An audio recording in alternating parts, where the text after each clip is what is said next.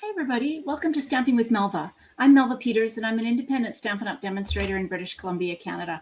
And it's Saturday, so I'm on a little early. It's a really busy day for me today. I have my team meeting in about an hour and a half, and then I have class. So it's a really busy day. Normally I jump on about 11 Pacific on a Saturday, and so I thought I'd jump on early. I didn't want to miss out. So today I thought I would make a fun shaker card using the Rainbow of Happiness bundle. So this is a great bundle with all of the rainbows. There was designer series paper in the celebration. If you got a hold of that, you were lucky because it was really pretty. And so I thought I'd make a shaker card using one of the dies and show you how easy it actually is to make shaker cards. All right. Hey, Catherine. Great. At least I've got some people on early with me. All right. I'm going to switch over to my desktop and I'll get started. All right. This is the bundle. This is the Rainbow of Happiness stamp set with all of these great stamps. I love this one that is actually on the curve. You can, because it's photopolymer, you can gently adjust the shape. So this is that one, the Rainbow of Happiness. But because it's photopolymer, you can kind of stretch it out. And I've made a card where I've had this going down one of the rainbow pieces when I've cut it out of the dies. So you do have to, play a little bit with it when you get it on the block. But I just love being able to do that with my stamps. There that goes. I've got a template in here. You can see I keep a template when I've created it. So this one I created to do some sponging and create different colors of the rainbow stripes. But today, let's make a shaker card. So that's the stamp set. And then these are the dies, minus one I've got over here, minus this one, which cuts out what I'm going to use for my shaker. And I've already gone ahead and cut that out. But there's this great scallop die, some clouds, which I'm using, another scallop piece, a little tiny rainbow, and then this great one that's got kind of a rainbow topper on it and is great for a tag. Okay, let's put these back so I don't lose them. Hello, Connecticut. Hello, Louise. Welcome from the UK. All right, great. I've got some people on despite my early time. Okay, so here's my colors. So I'm using blue and yellow. I didn't, of course, we've got this, our the Creativity Abounds tutorial to support the Ukraine or the Red Cross efforts in the Ukraine. I didn't actually choose these colors because of that, but as I was putting things out to make the card, I realized that they definitely are the colors. All right, so I've got a piece of Pacific Point that is cut 4 1/4 by 11. And I'm going to just score this at 5 1/2 to make the card base.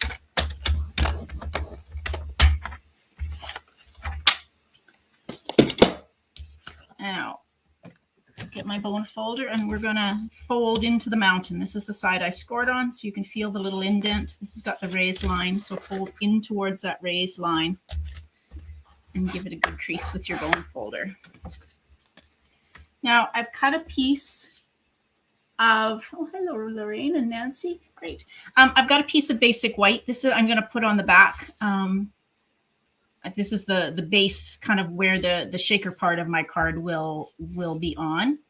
And then I've got this piece of Daffodil Delight that both of these are cut 4 inches by 5 1/4. So your standard first layer. And this Daffodil Delight one, I've already gone ahead and run it through my Stampin' Cut and Emboss machine and have cut out using this big rainbow die. So we're going to keep these pieces as well. So I can take all of these out like that. Put my die back. Okay.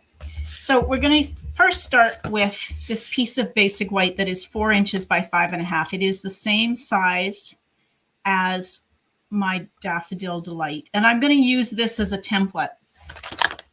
And I'm going to adhere my pieces of the rainbow onto my basic white piece. This will be what my shaker pieces will go on. So let's just line these up. And then you can just use as as a template and fit these pieces. So I've just added some liquid glue, and I can now just fit these pieces back in down the length of the rainbow. And that way I'll have these in the background of my shaker card. Like this. Hold it in place till it starts to adhere.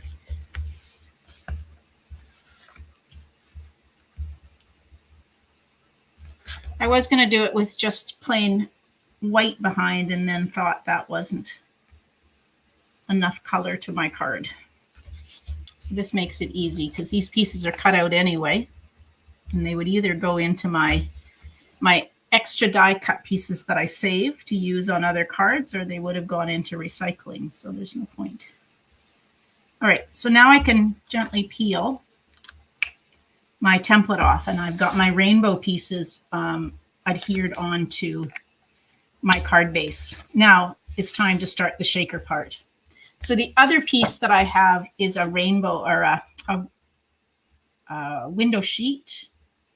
And it looks like this. I thought this was cut 4 inches by 5 1/4. I would suggest you cut it. Yeah, it's a little bit smaller. I would suggest you cut it 4 inches by 5 1/4. It just makes it easier to adhere, but this is going to work out fine. I'm using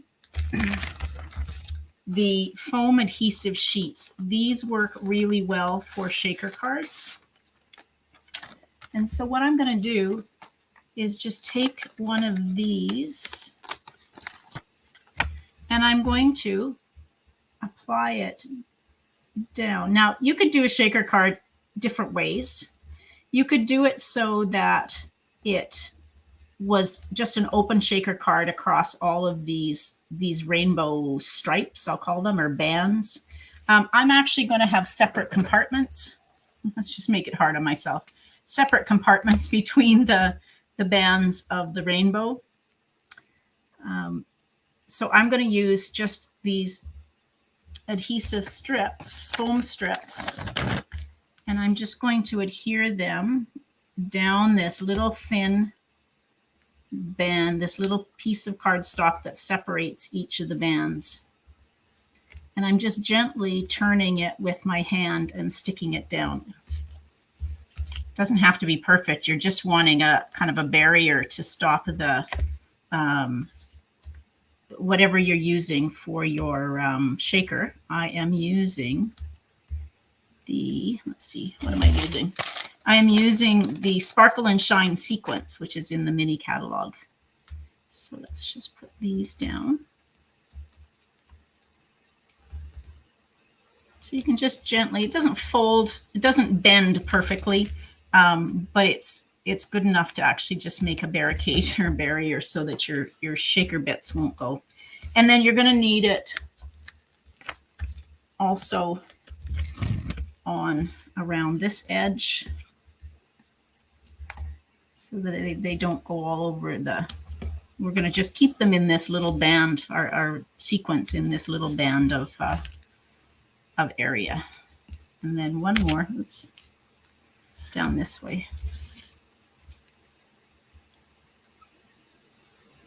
Like this. So perfect. And that piece is just perfect. All right. So now I've got that. Ends a little bit. And then we're going to use some, you can either use, actually, I think I used, no, I'm going to use, I was going to say use dimensionals. You could use dimensionals, but since I have my strips out, I'm going to just put strips along the edges, and that will be what I use to adhere to my base piece. The reason I hesitated on the dimensionals is I'm not positive the dimensionals are exactly the same height as the these strips. They might be, but I just had it in my mind that maybe they weren't.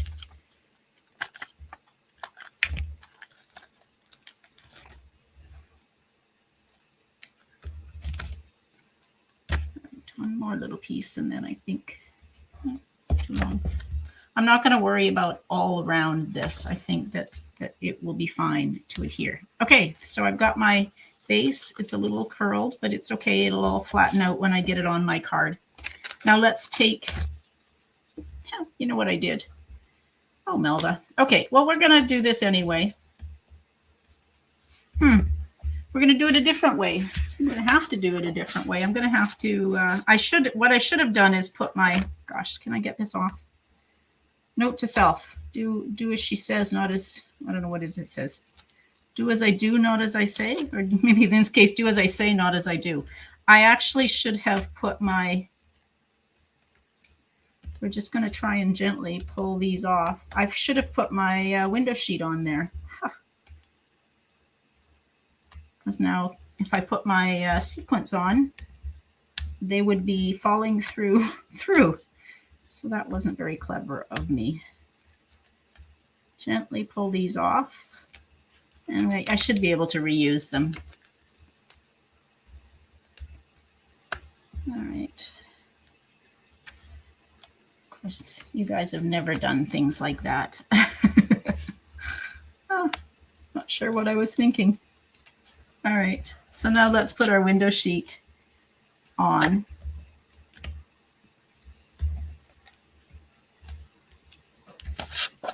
Can I get it on here? There, I will. Okay, so let's just take some Stampin' Seal and I will trim it down a little bit. So I'm just going to put a little Stampin' Seal to stick this on here so that it's held on to my piece. And then I'll trim it off. All right, so now I can put these back on. Take two. There we go. Like that. Figure out that everything's sticking together where these were. Sort of. Okay, so gently go around the edge.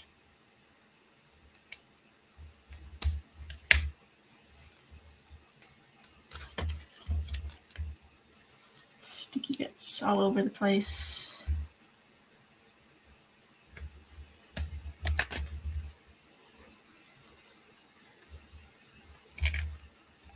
Just trying to follow the line around so it doesn't, you don't get the foam pieces showing.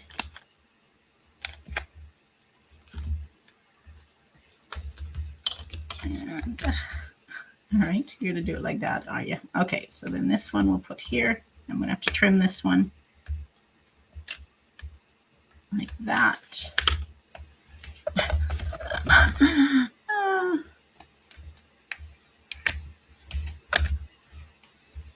All right, we'll put that there.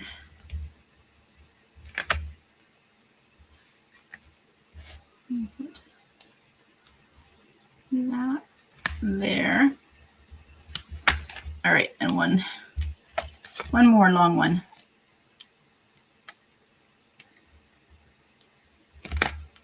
Like this.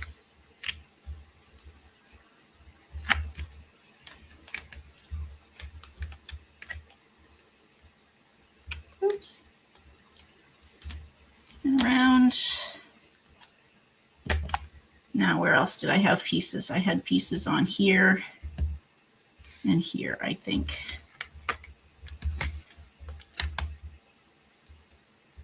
All right, I think we're back to where we were. Okay, so we'll peel these off. Get there. Okay, so now I can take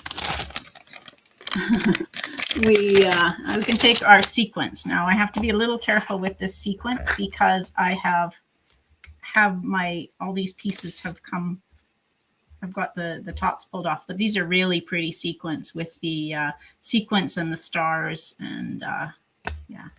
So let's gently put sequence, and I realize I need a little bit more as I've started to put these in. Okay, I do need some more pieces to stop them coming out the bottom. So let's just trim these off. Not so usually trial and error with a card like this for me, but this morning I don't know what's going on. So we're just cutting a little piece off because I'm going to put another barrier down the bottom of my card. sticking so that my sequence won't fall out the bottom, which is what it's going to do if I don't do this. So there we go. So you need a barrier at the bottom so your sequence will stay in.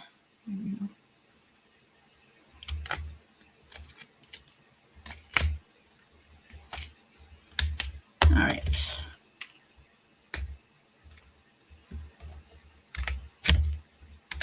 I got glue sticking to me. All right. So now let's gently put some sequence into these pieces or into these bands.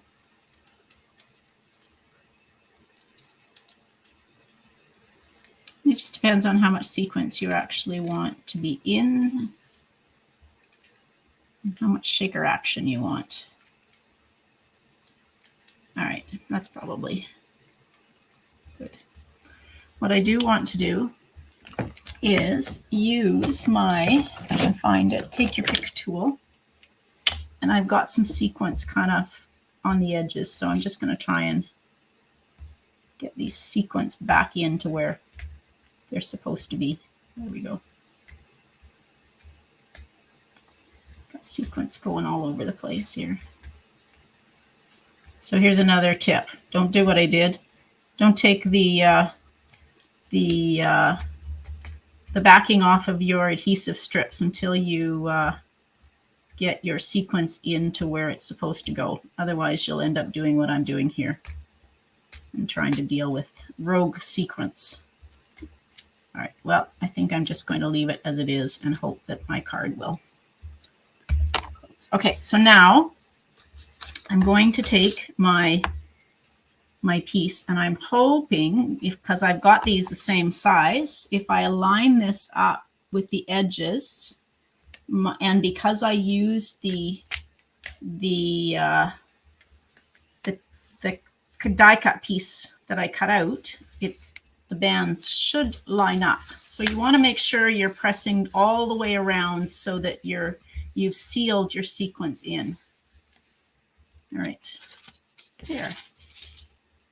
I still have the sequence all over the place. So now, can you see there? I've got my sequence in each of these holes. All right, and I'm just going to take and trim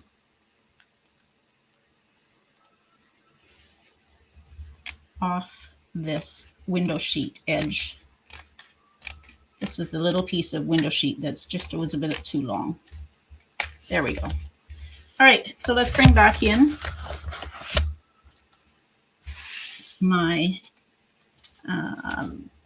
my card base and my adhesive, my liquid adhesive, and we will adhere this onto the base like that. Gently turn this over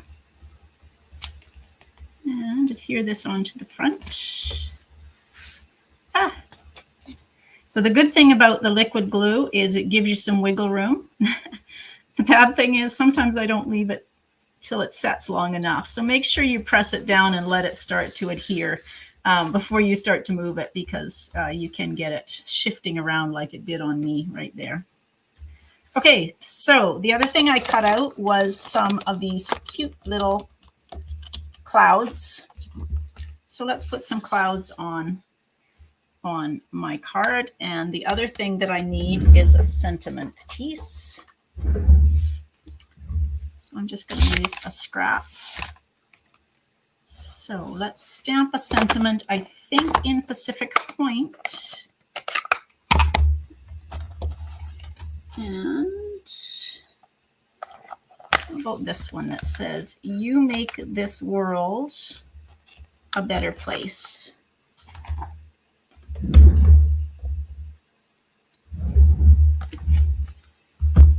So we will just stamp this here on this scrap of basic white.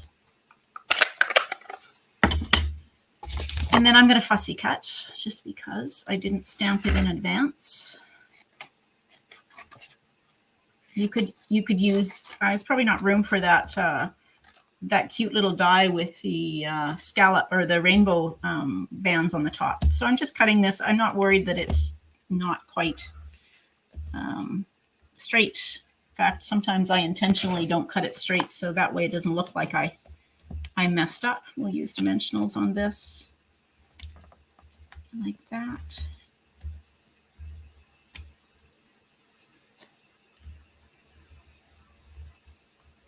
There, and then let's use some dimensionals on these rainbows.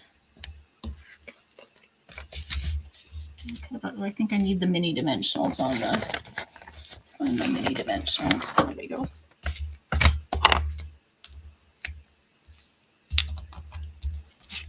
Three little tiny not rainbows, clouds. There we go.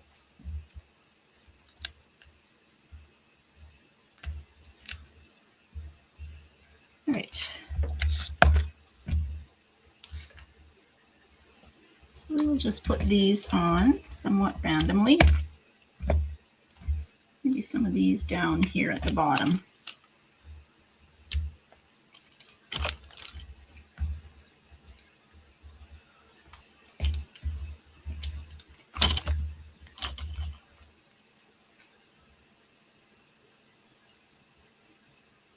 In there. All right, and now I have one piece to go on the inside of my card. Oops.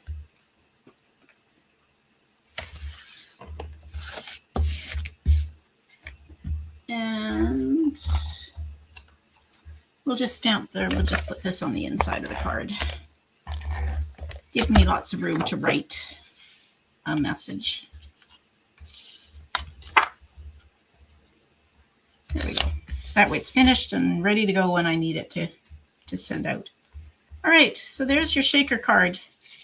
A few lessons learned of what not to do, I would say, with my card, and it's kind of got a glare on it. So, but it's kind of pretty. I like having the sequence on the inside of those rainbows.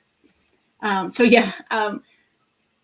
Make sure you put your window sheet down before you start to put your adhesive foam strips on. That will save you a lot of grief, as I had. So it should go much better for you if you follow the tips that I told you and not do what I did. So, all right. Thank you so much for joining me today. I hope you enjoyed that. And I will be live again tomorrow at 12 o'clock. So hopefully 12 o'clock Pacific. Don't forget we're on daylight savings time. I don't know if it's where you are in the world, but tonight in North America, in most parts of North America, not all, we switch over to daylight savings time. So I will be live at 12 noon Pacific daylight savings time tomorrow. All right.